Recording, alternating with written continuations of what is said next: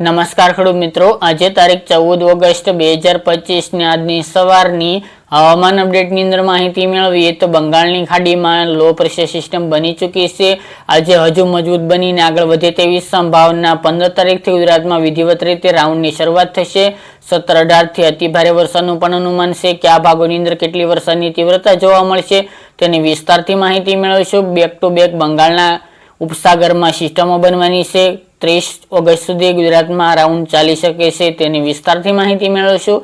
ચેનલમાં નવા હોય તો ચેનલને સબસ્ક્રાઇબ કરી નાખજો અને વિડીયોને લાઈક આપીને તમામ ખેડૂત ભાઈની શેર કરી દેજો. સૌથી પહેલા મિત્રો વાત કરીએ તો કપાસ અને મગફળીમાં આવતી ઈયળો અને ચૂસિયા જીવાતોનો એકમાત્ર ઉપાય એટલે યુનાઇટેડ ઇન્સેક્ટિસાઇડ કંપનીનું પ્રસ્થાન આવે છે, જેનો છંટકાવ કરીને તમે ઈયળ અને ચૂસિયા જીવાતનો સંપૂર્ણપણે નાશ કરી શકો છો. જે તમને નજીકના કોઈ પણ એગ્રો સેન્ટરની મુલાકાત લેશો એટલે આ પ્રોડક્ટ મળી રહેશે, અથવા તો વધુ માહિતી માટે આપણી સ્ક્રીન ઉપર નંબર આપેલા છે તેનો સંપર્ક પણ કરી શકો છો. હવે મિત્રો વાત કરીએ તો હાલના હવામાનની અને આગામી નવા રાઉન્ડની 15 તારીખથી શરૂઆત થવાની છે તેની. તો મિત્રો આજે 14 ઓગસ્ટ થઈ ચૂકી છે.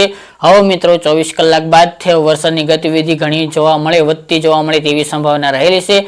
કારણ કે મિત્રો આજે 24 તારીખથી દક્ષિણ ગુજરાતના ભાગોની અંદર સિસ્ટમની અસર જોવા મળશે. કારણ કે એક દક્ષિણ ગુજરાતના ભાગોની અંદર એક યુએસી સક્રિય છે, જેના કારણે આનો ઘેરાવો જે સિસ્ટમ બની છે તેનો ટ્રફ ગુજરાત સુધી લંબાવવાનો છે. દક્ષિણ ગુજરાતના અમુક ભાગોની અંદર આજે વરસાદની સારી એવી શરૂઆત થઈ જાય બપોર બાદથી તેવી સંભાવના રહેલી છે અને વહેલી શરૂઆત ગણી શકાય. જેમની અંદર વાત કરીએ તો આજે 14 તારીખ દરમિયાન સુરત, વલસાડ, નવસારી, તાપી, ડાંગ, ભરૂચ, અંકલેશ્વર એ વિસ્તાર અને નર્મદા જેવા ભાગોની અંદર આજે વરસાદની શરૂઆત થઈ શકે છે. ત્યારબાદ વાત કરીએ તો સૌરાષ્ટ્રના ભાગોની અંદર છૂટાછવાયા રેડ ઝાપટા કન્ટિન્યુ જોવા મળશે હજુ પણ 2 દિવસ દરમિયાન, જેમાં ભાવનગર હોય, અમરેલી, જુનાગઢ તેમજ રાજકોટ જેવા ભાગોની અંદર આજે પણ રેડ ઝાપટા કન્ટિન્યુ જોવા મળે તેવી શક્યતા રહેલી છે. મિત્રો બંગાળના ઉપસાગરમાં ગઈકાલે 13 તારીખ દરમિયાન લો પ્રેશર એરિયામાં સિસ્ટમ ફેરવાઈ ચૂકી છે. હજુ તે મજબૂત બનીને મિત્રો આજે વેલમાર્ક લો પ્રેશરમાં ફેરવાય અને હજુ મજબૂત બનીને આગળ વધે તેવી શક્યતા રહેલી છે. આ સિસ્ટમનો ઘેરાવ ગુજરાત સુધી પહોંચી રહ્યો છે. અત્યારે મિત્રો સમગ્ર ભારતની અંદર વાદળોનો ઘેરાવ તેમજ વરસાદની શરૂઆત થઈ ચૂકી છે. ફક્ત ગુજરાતમાં બાકી છે. હવે 15 તારીખ બાદથી ગુજરાતમાં વિધિવત રીતે સારા વરસાદની એન્ટ્રી જોવા મળે તેવી હાલ સંભાવના રહેલી છે. સિસ્ટમની મેન શરૂઆત મિત્રો 17-18 થી જોવા મળશે અને અતિભારે વરસાદનું અનુમાન 19 અને 20 તારીખ દરમિયાન હાલ લાગી રહ્યું છે. એટલે કે 3 દિવસ દરમિયાન સિસ્ટમનું વધુ જોર જોવા મળશે. ત્યારે મધ્ય ગુજરાતની અંદર પહોંચશે, જેના કારણે ખાસ કરીને સૌરાષ્ટ્ર, કચ્છ અને દક્ષિણ ગુજરાતને આ સિસ્ટમ ધમરોળે તેવી શક્યતા હાલ નોંધાઈ રહી છે. વાત કરવામાં આવે તો મિત્રો 15-16 તારીખ દરમિયાન આપણે કાલે પણ અપડેટ આપી હતી તે મુજબ સૌરાષ્ટ્રના ભાગો જે દરિયાકાંઠાના ભાગો છે, જેમાં 150 કિલોમીટર સુધીના વિસ્તારો છે ત્યાં વરસાદની શરૂઆત થઈ શકે છે. જેમાં ભાવનગર હોય, અમરેલી, જુનાગઢ, રાજકોટ, ગીર સોમનાથ, દ્વારકા આ ભાગોનો સમાવેશ જોવા મળી રહ્યો છે. રેડા ઝાપટા હળવા વરસાદની શરૂઆત થઈ શકે છે 15-16 તારીખથી. તેમજ દક્ષિણ ગુજરાતના તમામ જિલ્લાઓ જેમાં સુરત, વલસાડ, નવસારી, તાપી, ડાંગ, ભરૂચ, અંકલેશ્વર, નર્મદા, છોટાઉદેપુર તેમજ દાહોદ, ગોધરા, વડોદરા જેવા ભાગોની અંદર પણ 15-16 તારીખ દરમિયાનથી વરસાદની શરૂઆત સારી એવી જોવા મળી શકે છે. 17 તારીખથી મિત્રો સેમ સિસ્ટમ ગુજરાત નજીક પહોંચશે એટલે વરસાદની ગતિવિધિ ઘણી બધી વધતી જોવા મળી શકે છે. 18, 19 અને 20 તારીખ દરમિયાન અમુક ભાગોની અંદર અતિભારે વરસાદનું અનુમાન છે. નુકસાનકારક વરસાદ જોવા મળી શકે છે.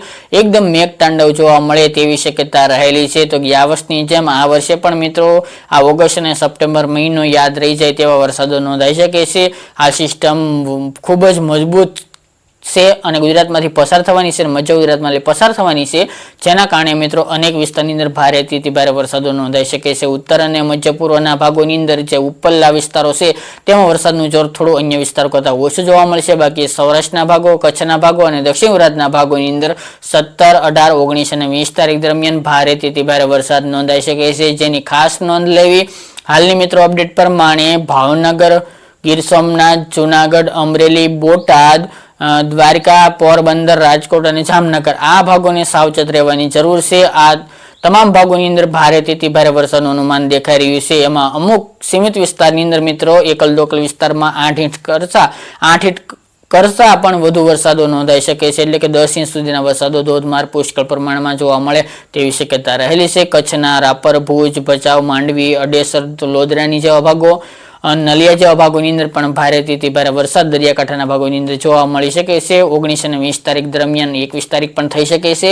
જ્યારે દક્ષિણ ગુજરાતની વાત કરીએ તો જેમાં 17 તારીખથી વરસાદનું જોર જોવા મળશે, જેમાં વલસાડ, ડાંગ, નવસારી, નર્મદા, સુરત, ડાંગ, બારડોલી અને ભરૂચ જિલ્લો આ ભાગોની અંદર ભારેથી ભારે વરસાદનું અનુમાન 17, 18, 19 અને 20 તારીખ દરમિયાન જોવા મળશે.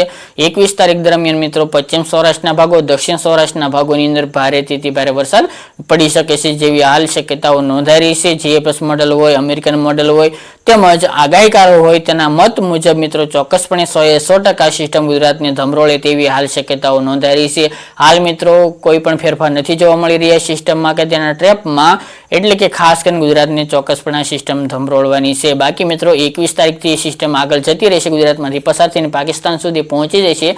ત્યારબાદ મિત્રો વરસાદની ગતિવિધિ થોડી ધીરે જોવા મળી શકે છે. જેના અનુસંધાને 21 થી લઈને 23-24 આસપાસ ફરી વરસાદને થોડો બ્રેક જોવા મળશે, વિરામ જોવા મળશે, પરંતુ સાવ વરસાદ નહીં બંધ થાય. છૂટાછવાયા વિસ્તારની અંદર કન્ટિન્યુ વરસાદ જોવા મળશે. આ રાઉન્ડની અંદર મિત્રો 15 થી 21 દરમિયાન ઉત્તરની અંદર સાબરકાંઠા, બનાસકાંઠા, પાટણ, મહેસાણા એ વિસ્તારની અંદર વરસાદનું જોર ઓછું જોવા મળશે, પરંતુ છૂટાછવાયા વિસ્તારની અંદર સારા વરસાદો નોંધાઈ શકે છે. અમદાવાદ, ગાંધીનગર, ખેડાના અમુક ભાગોની અંદર ભારે વરસાદ નોંધાઈ શકે છે. આણંદ, વડોદરા, દાહોદ, ગોધરાની અંદર પણ એકલ લોકલ વિસ્તારમાં ભારે વરસાદ જોવા મળશે. બાકી છૂટાછવાયા વિસ્તારની અંદર હળવા સારા વરસાદો પડી શકે છે.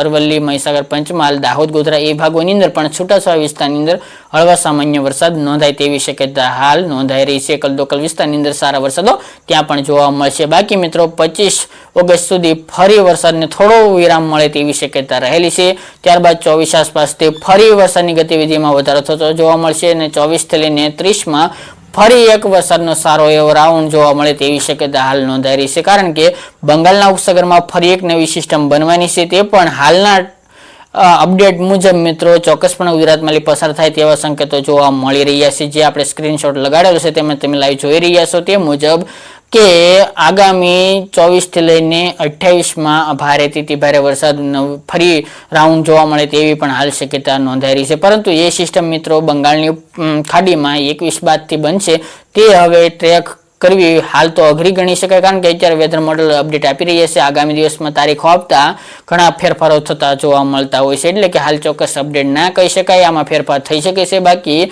મિત્રો 21 થી 30માં પણ સારા વરસાદના સંકેતો જોવા મળી રહ્યા છે. તો આ 15 દિવસ ઓગસ્ટના બાકી છે. સંપૂર્ણપણે તમામ ભાગોની અંદર સારામાં સારા વરસાદો નોંધાય તેવી શક્યતા રહેલી છે. કોઈ ખેડૂત ભાઈને મૂંઝાવવાની જરૂર નથી. તમામ ભાગોની અંદર સારા વરસાદો થાય તેવા હાલ અપડેટ જોવા મળી રહ્યા છે. નવી સિસ્ટમ બનશે તેની પણ અપડેટ આપતા રહેશું. બાકી એમાં ફેરફાર થશે તો એ આગળના વિષય છે. બાકી અત્યારે જે 15 થી 21માં જે રાઉન્ડ આવી રહી છે ચોક્કસપણે ભારેથી ભારે વરસાદ સાબિત થઈ શકે છે અને અમુક ભાગોની અંદર નુકસાનકારક વરસાદ પણ પડી શકે છે, જેની સાવચેતીમાં રહેવું મિત્રો. બાકી મિત્રો કોઈ પણ ફેરફાર રહેશે તો અપડેટ આપતા રહીશું. આ ત્યાંની વહેલી સવારની અપડેટ. ફરી એક નવા વિડીયો સાથે મળીશું. આજ માટે આટલું જ.